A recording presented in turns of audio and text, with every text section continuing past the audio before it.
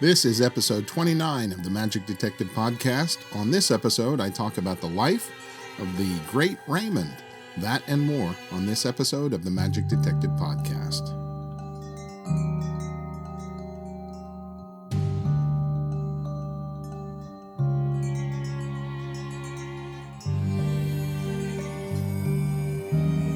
Hello and welcome to the Magic Detective Podcast. I'm your host, Dean Carnegie. I am the Magic Detective, and this is episode 29. Yay!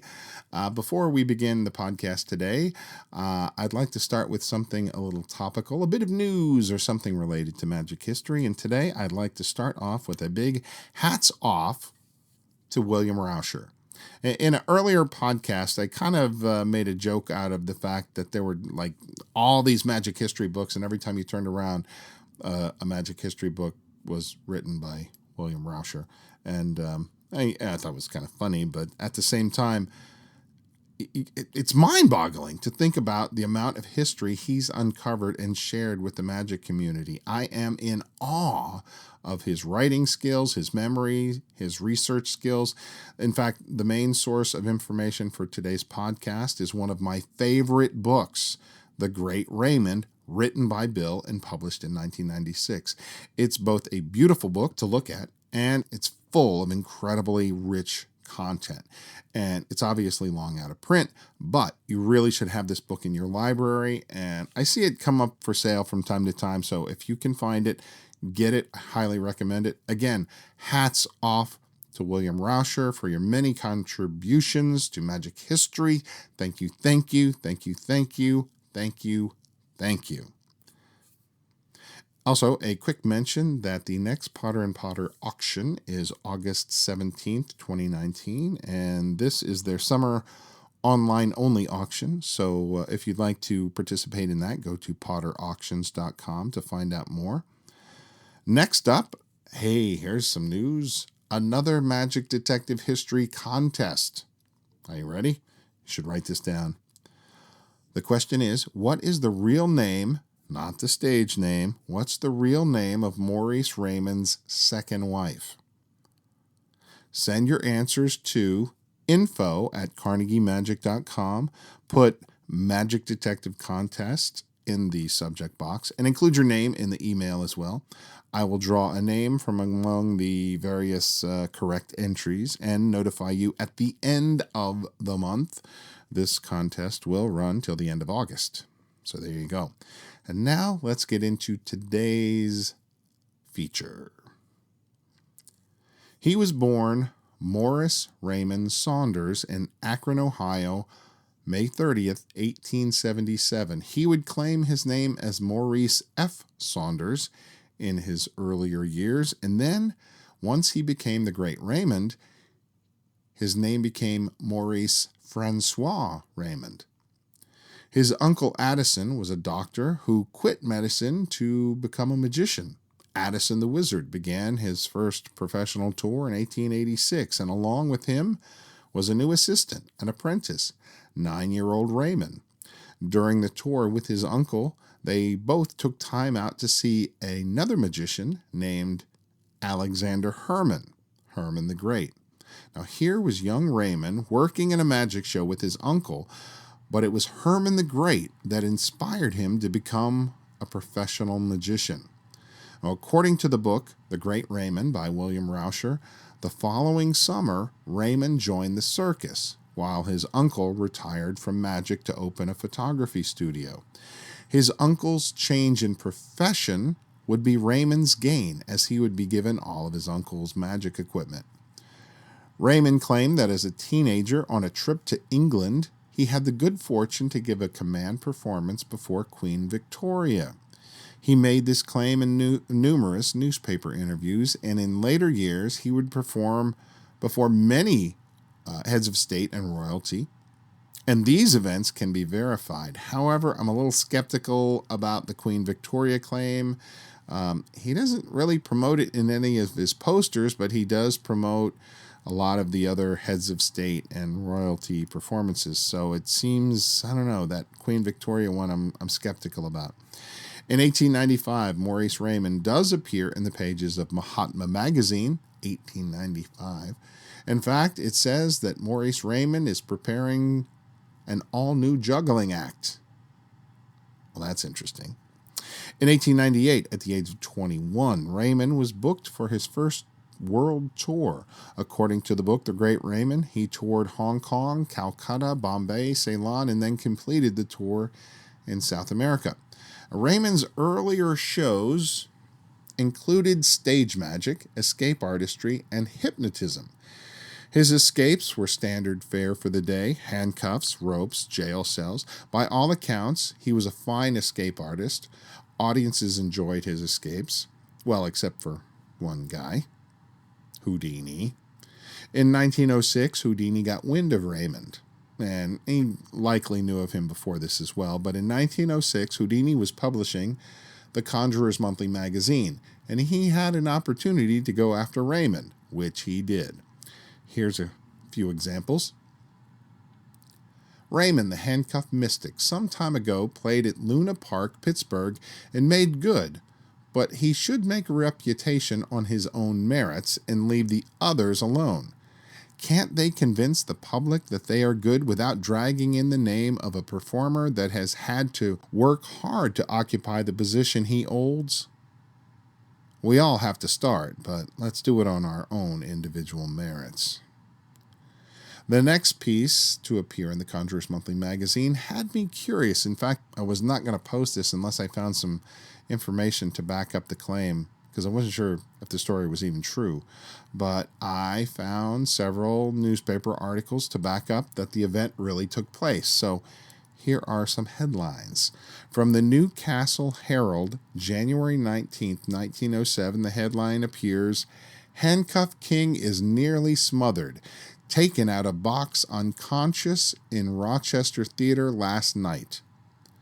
From the Puxatawny News, January 23, 1907, we have this headline, "Magician beaten at last." The Jeffersonian Democrat newspaper, January 24th, 1907, has this headline, "Caught at last." The Daily Courier newspaper, January 19th, 1907, "Magic failed Raymond, handcuffed King almost suffocated in box he was nailed in at Rochester, PA." The write-up in the Conjurer's Monthly magazine came from the Gazette-Times of Pittsburgh.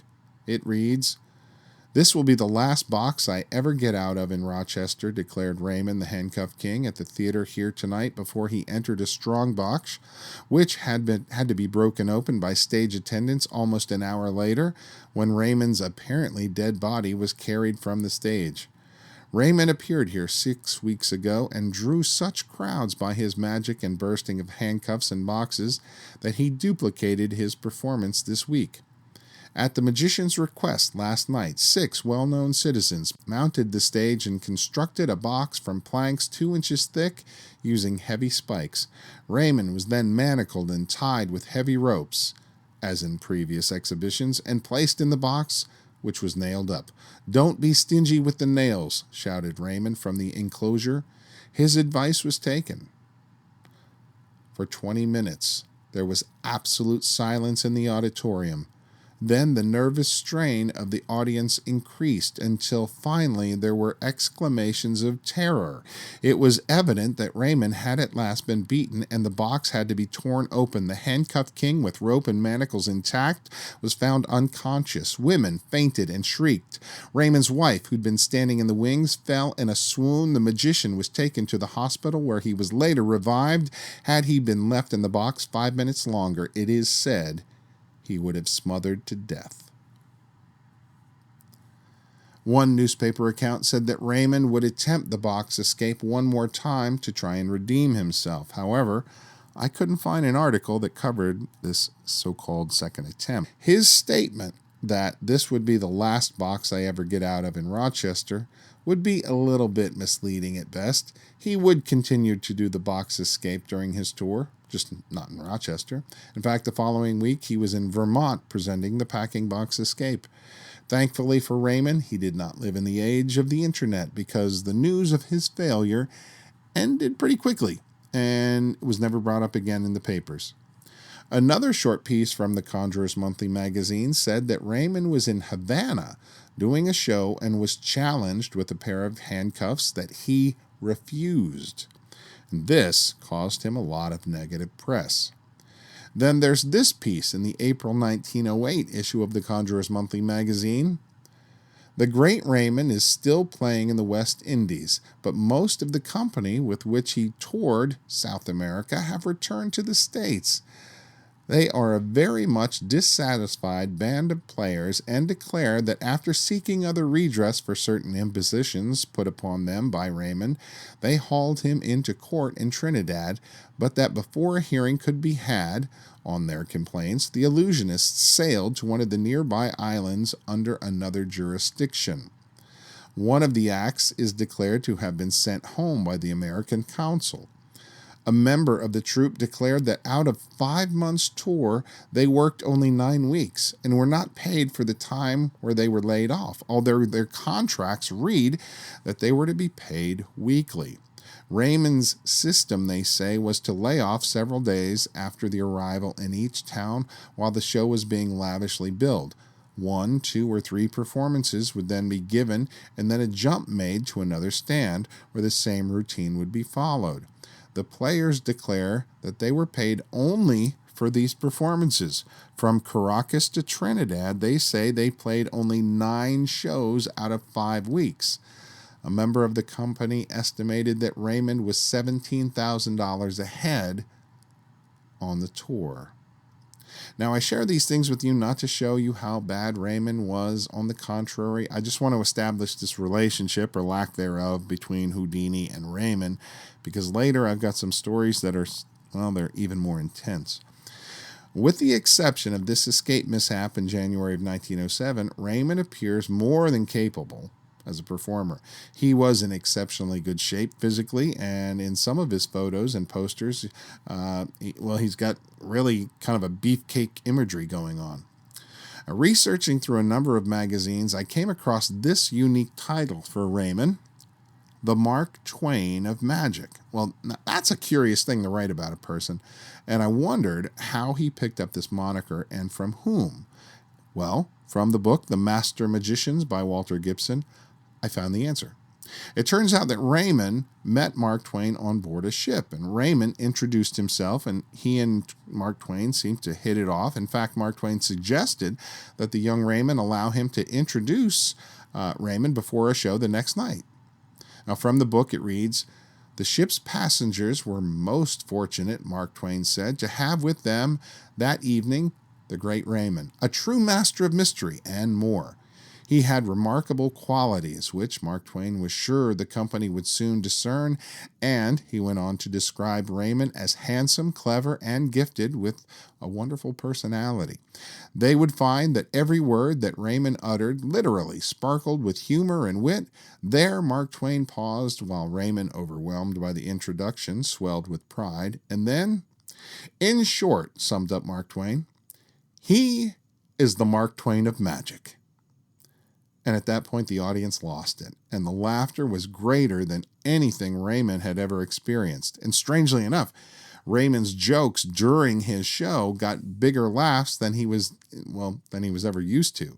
So from that night on, Raymond would work on adding funny lines into his show a la Mark Twain. How cool is that? You get this moniker given to you by the guy himself. That's just amazing. Here's a quote from the Sphinx magazine, May 1910. "He is a marvel. I missed seeing his new act, which he put on since I left, but anything in his hands is a big success. His performance is an object lesson to the extent that the thought comes home to one forcibly: it's not what you do, but how well you do it that makes for success. Raymond's style is distinctly his own. His methods are his own, and his address and his appearance are captivating. This original genius is topping the bills everywhere he plays and is in tremendous demand. The night I saw him, the applause was so terrific that the next act couldn't go on until Raymond finally satisfied them with a clever and witty speech." There's an interesting story that David Bamberg tells in his book Illusion Show, and I've also found this in other texts as well. When Raymond first went to England to tour, he met up with Will Goldston, seeking some advice.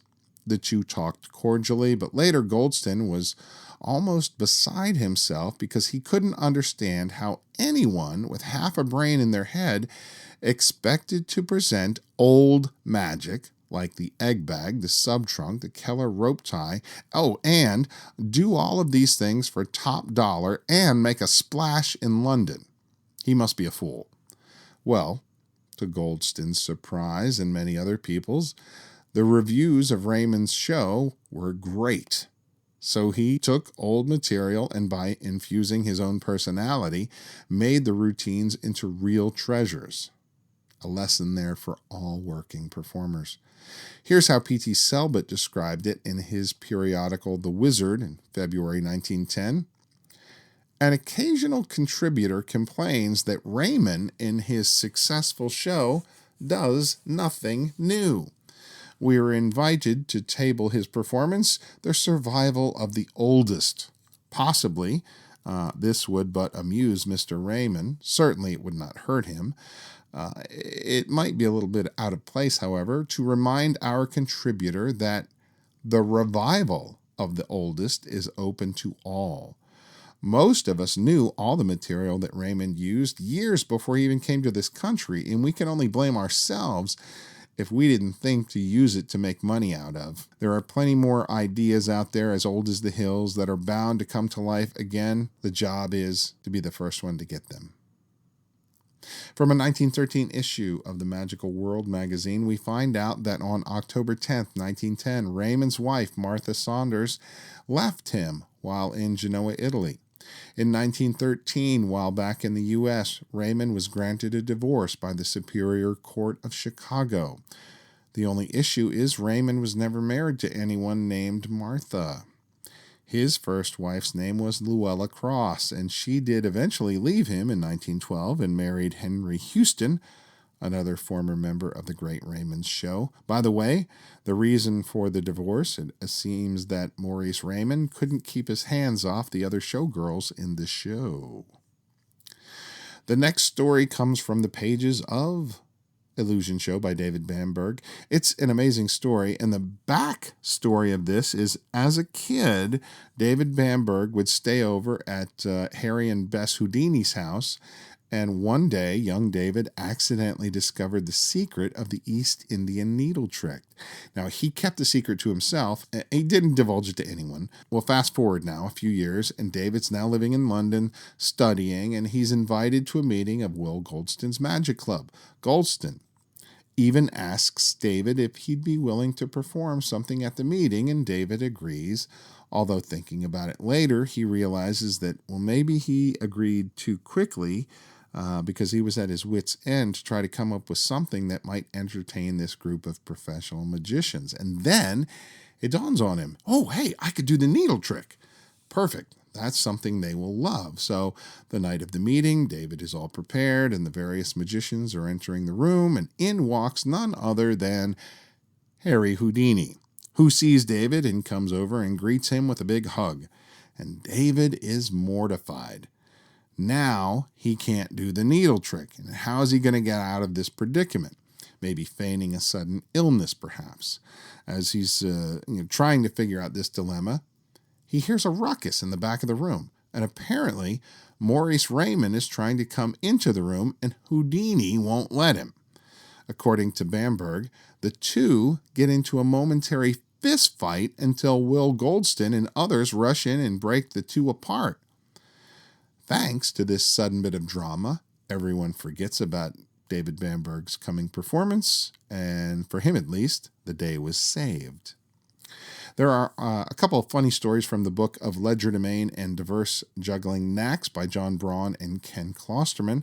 The first story is just kind of a bit of a presentational tip from a trick that Raymond did.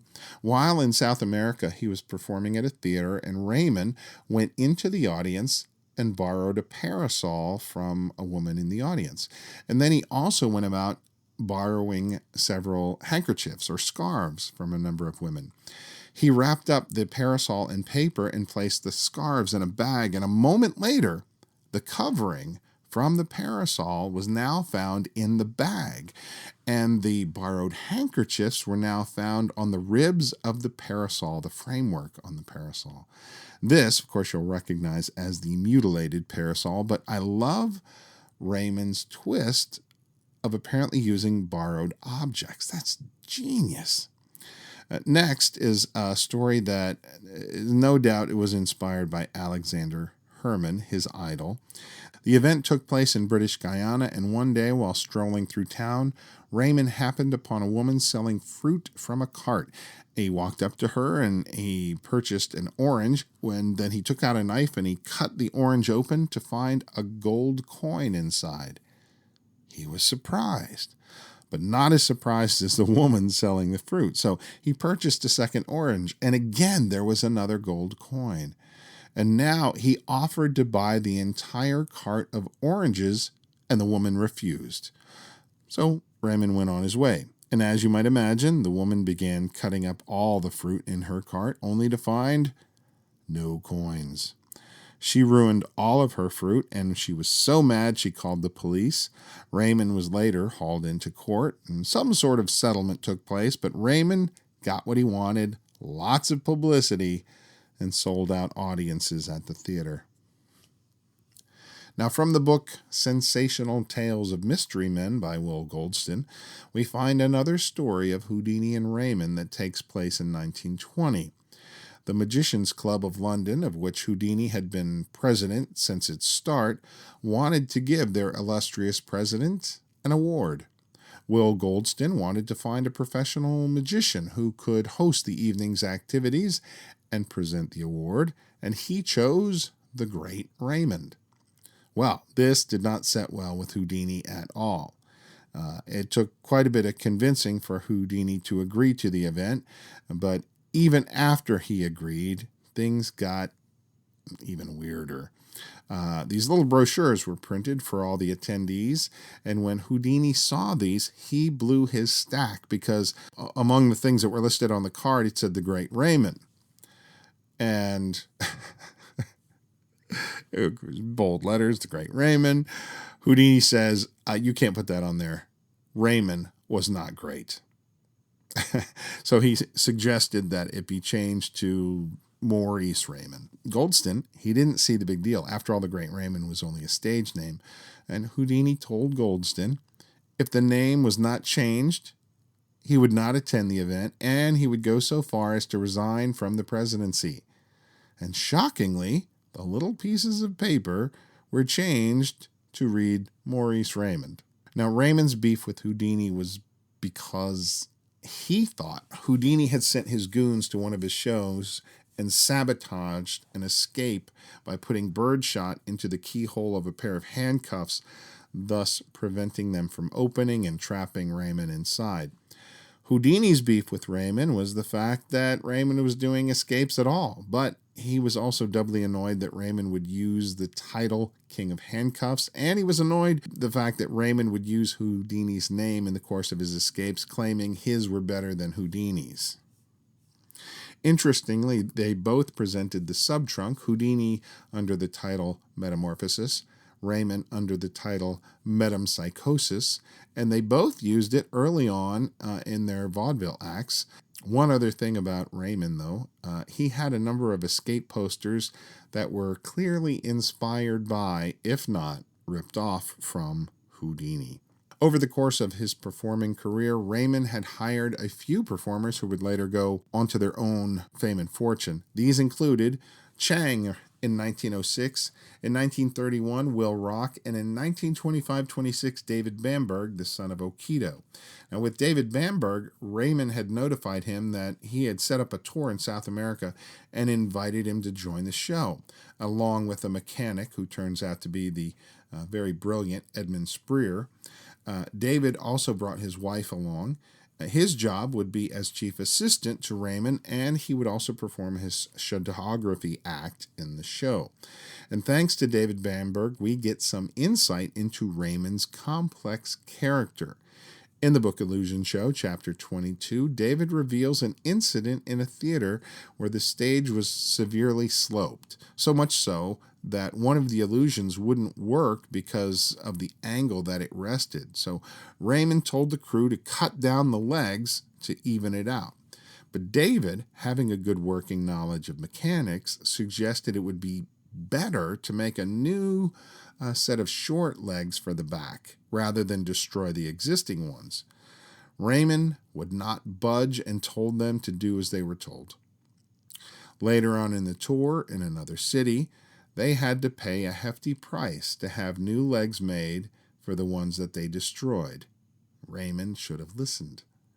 Their tour of South America was filled with trouble and small audiences. At the same time, there were two other performers working throughout South America, and they had a jump on the Raymond show.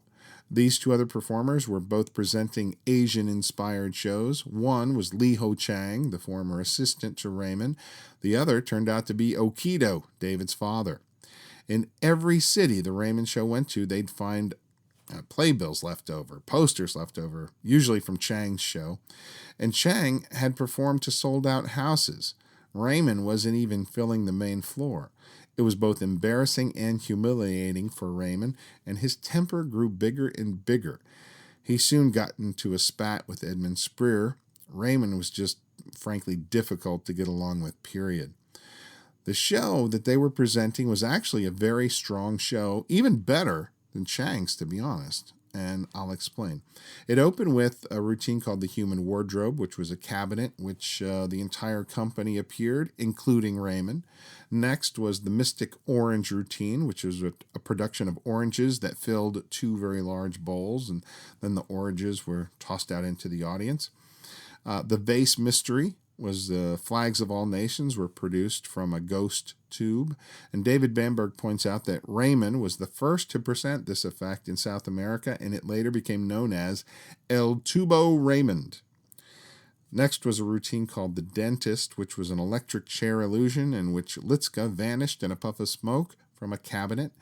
The Dress Trunk, the appearance of a girl from a previously shown empty trunk, which was filled with dresses of all nations. A girl appears from the trunk wearing a costume that had been selected by a member of the audience. The Egg Bag, and David points out Raymond really milked this and made a great showing of it. Card throwing, just like Thurston.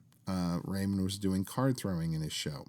A routine called Divorce, which was the out-of-sight illusion in which Hilda, seated in a chair hung high in the air within a wooden scaffold, visibly vanished with the chair as her clothes fell to the stage. The second part of the show included A Shower of Silk, which were barehanded silk productions, a routine called Ava, which was the production of a huge golden cage inside an empty cabinet, a routine called the Enchanted Rings, where two borrowed rings were destroyed. The crushed pieces were put into a gun and shot at a bottle. The bottle was then broken open, and inside was a live dove with a ribbon around its neck, and tied on that ribbon were the two restored rings. Next comes Metempsychosis, which was the sub-trunk as performed by Raymond. Next, we have Psycho, the Shadowgraphs, which is, of course, Psycho was a name that David Bamberg had used, so he was doing his Shadowgraphy act. And rounding things up was a routine called Spookville. This was the classic spirit cabinet using the tent that they had used in the sub-trunk routine. This was a wonderful comedy routine which often brought down the house. And they had a few other alternative routines that they could add or exchange with existing material, but this was the basic show that they carried with them in South America. As would happen with many assistants, David Bamberg had a falling out with Raymond. I'm guessing that his reason for wanting to leave was similar to the reason others left. David was barely making ends meet with what Raymond was paying. Now, sure, the tour was having a bad run, but Raymond, well, he had enough to stay in first-class hotels while the rest of the crew stayed in the crappiest places. David went to Raymond to ask for an advance when Raymond handed him a document filled with figures. At the end of the document, there was the amount of $40 listed and that he had $40 due to him. But Raymond spoke up and said, no, this is what you owe me. And then he began to explain all the expenses that David had racked up on the tour. And quite a few of them, if not all of them, were utter nonsense. And David just knew he had to leave the show. But he was told by Raymond that if he left the show, Raymond was going to be holding on to his possessions and his lamp for the shadow act until he got paid. David Bamberg stealthily escaped from the Raymond show, taking his possessions and his lamp in the process. And Raymond called the cops, but they never found David. Later, Hilda and Spreer would also leave the Raymond show. In 1927, Raymond got married again, this time to Litzka, who had been working in his show playing the harp and presenting illusions. He would actually marry her again at a second ceremony. They remained married until his death. To learn more about Litzka Raymond, please listen to podcast number 19. Now, Raymond was a better performer than Li Ho Chang, but he struggled with the language, and his demeanor was as if he was speaking down to his audience, while Chang spoke Spanish fluently. Chang's demeanor was not one of superiority, but one of simpatico. He was the same type of person who could be found in the audience. So even though his magic was sometimes not that great, his likability factor was very high, whereas Raymond, well, it was questionable that he had any likability factor while on that particular tour in South America. Again, please don't get the impression that Raymond was a bad performer. Maybe a bad businessman and most certainly a bad boss, but he was very accomplished. One of his signature routines, which was in every show, was his Mystic Oranges effect. And I remember the first time I read about this, it sounded like such an incredible trick that I frankly wanted to add it to my own show, except I had no idea how it worked. I was just frankly determined to find out how the routine worked. And then I found out David Ben wrote and performed in a show called The Conjurer, and the oranges was his opening routine. And I believe he presented the routine just like Raymond, possibly even using Raymond's handling. I contacted Mr. Ben about it, but he kindly declined my request because he wanted to hold on to the orange trick a little bit longer, which is certainly his right. And in the same letter, I had inquired about a different trick, and he was kind enough to give me really great insight into that one, including sending me copies of documents regarding the earlier versions. So if you ever ask me about David Ben, I'm going to give you just the most complimentary things I can say about the guy. I've never met him in person, but I have the utmost respect for David Ben. I just had to throw that in there because every time I think about the oranges, I think about him. He's just a stand-up man. I do believe, however, as of this date, I probably have the workings on the orange routine because I am a voracious magic historian and I just couldn't quit.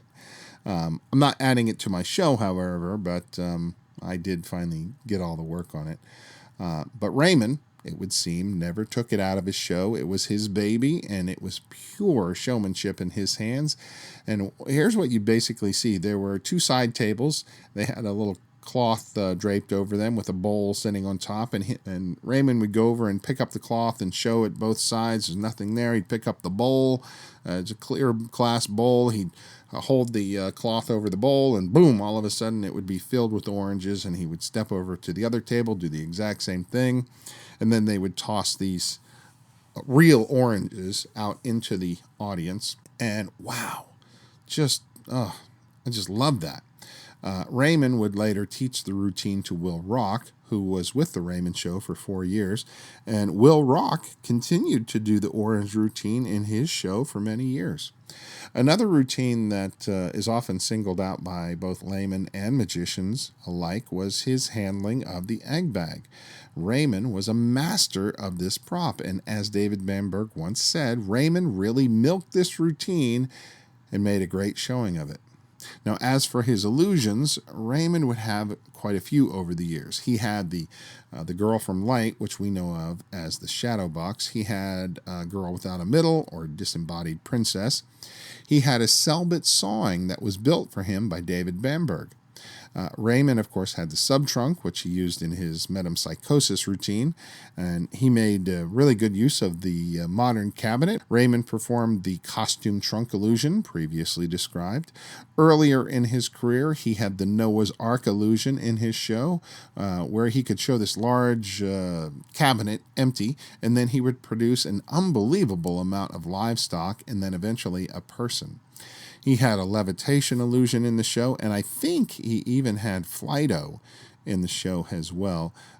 He seemed to have a lot of the same props as Charles Carter, and even Charles Carter made a note of that. He had quite a few things that also I can't identify by the photos. Suffice to say, Raymond had a very large show and was capable of delivering an excellent evening of entertainment. He claimed to have toured the globe 7 times, though I'm not sure that can be proven. He did clearly travel the globe more than once, but Raymond, like other magicians of the time, was known to stretch the truth a bit. In fact, he has a few claims that despite my best efforts, I can't find if any of these things really happened. For example, he claimed to have been involved in 3 different train wrecks, 2 shipwrecks, and was lost at sea for 2 days. He claimed once that he had almost been stabbed to death.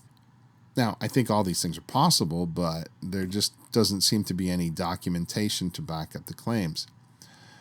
On September 10th, 1945, Raymond presented what would be his final show at Town Hall in New York. He and his wife, Litzka, performed some of their most memorable routines. Unlike the Survey Leroy debacle a few years before, this one turned out to be a huge success. Raymond was still the master magician and still a thrilling entertainer through and through. One thing that was different in this show was Raymond's physical appearance. He had clearly lost a lot of weight. The reality was he was suffering from cancer, and they were living in a tiny apartment in New York, and by all accounts it was very run down and decrepit. The glory days were long behind him. They barely survived off the occasional shows that Litzka could give playing her harp. Their lives together were a daily struggle. Raymond would end up in the hospital at one point, never to return home. He died on January 27th, 1948 at 9:10 a.m. The Great Raymond was no more. He had been called complex, arrogant, outspoken, bossy, smug, outgoing, jovial, entertaining, and very likely a lot more things that aren't proper to repeat. He was, as his posters revealed, the king of entertainers and the entertainers of kings. But in the end, he was a frail human being, just like the rest of us. And that, my friends, is the life story of Maurice Raymond, the Great Raymond. If you enjoyed this podcast, please like the podcast. If you listen on iTunes, please consider giving me a 5-star review, and please write something about the podcast as well. There are about a half dozen reviews of the podcast that you can check out for ideas on what you might want to write. And thank you to everyone who has written a review or liked the podcast. I really do appreciate it. I think that's going to do it for this episode of the Magic Detective Podcast. I'm your host, Dean Carnegie. I am the Magic Detective. Thanks for listening, and until next time, have a great week.